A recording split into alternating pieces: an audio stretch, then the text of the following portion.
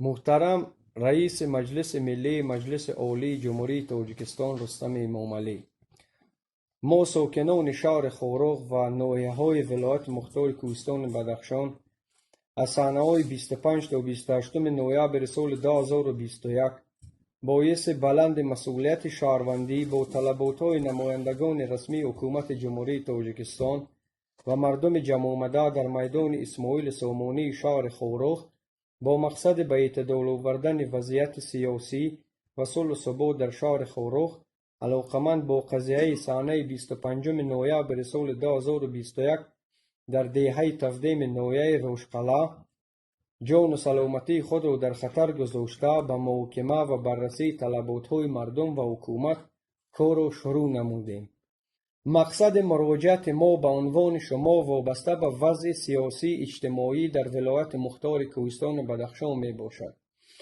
حالت کار چنین است که وضعیت در شهر خورخ از صحنه 25 نوامبر سال 2021 بعد از گذراندن عملیات اپراتیوی جستجویی در دهه 17 ناحیه روشخله در نتیجه آن شهروند ضیابکوف گلبدین به قتل رسانیده شد، 2 نفر دیگر زخمی شدند و مردم به طور استخیوی وابسته به این کار در زمینه هیجان در میدان اسماعیل سامانی شهر خورخ جمع شدند.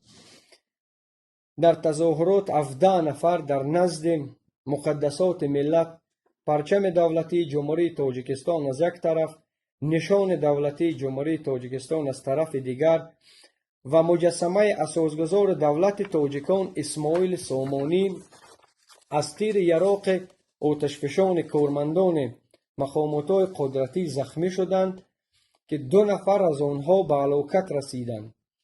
عین زمان فقط مسئله جوابگری برای لطوکوب کارمندان مقامات قدرتی باقی مانده شده است و درباره 2 نفر کشته شده و 15 نفر شهروندان از تیر زخمی شده سخنی نیست. با پرونده جنایتی عاید به قتل رسانده شدن شهروند ضیابکوف گلبدین و دیگر شهروندان تفتیشات رفته ایستاده است. خلق تحمل پذیر بدخشان تمام مشکل‌ها را با سر بلند می‌گذراند و حکومت را همه‌طرفه جانبداری نموده ایستاده است و به حال امکانیت‌های موجوده حکومت جمهوری تاجیکستان در آمده است. از آن جمله گرانترین نرخ محصولات خوراکواری و بازار در عموم در ولایت مختار کوهستان بدخشان، گرانترین نرخ برق،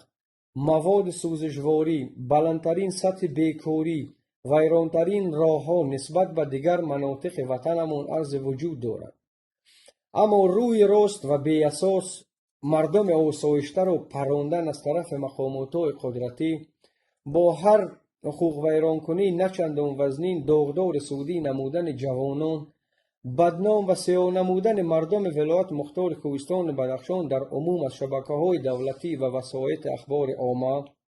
فشارآوری به کارمندان ساحه معارف، تندرستی، صاحبکاران و دیگر طبقه‌های جامعه در عموم از همه چهارچوب طاقت پذیری و تحمل پذیری گذرانیده و برآورده شده است. صلح و وحدت، تنجی و امانی جامعه و دولت، متحدی ملت تاجیک، یکپارچگی وطن عزیزمان تاجیکستان که این ارزش‌های بی‌بها را اساسگزار صلح و وحدت ملی، پیشوای ملت، سرور وطنمان محترم امامعلی رحمان با فداکاری‌ها و جانبازی‌ها برای ملت آورد، امروزها در شهر خورخ و ولایت مختار کوهستان بدخشان در عموم ارزش‌های ذکر گردیده زیر خطر هستند که این می‌تواند آرامی و صلح و ثبات را در مقیاس تمام تاجیکستان عزیزمان خللدار نماید. بنابر چنین حالت کار ما خلق صلح پرور بدخشان، طرفداران سیاست صلح جهانی سرور کشورمان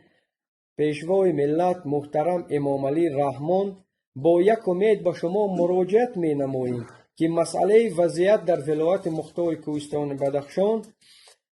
و حمایه صلح و ثبات در اجلاسه نوبتی مجلس ملی مجلس عالی جمهوری تاجیکستان مورد بررسی و محاکمه قرار دهید. تمام دانش و مهارت خود را به کار برده وضعیت در ولایت مختار کوهستان بدخشان را زیر نظارت قطعی خودشان قرار داده با ما کمک عملی خود را رسانید. تشکر به دقتتان.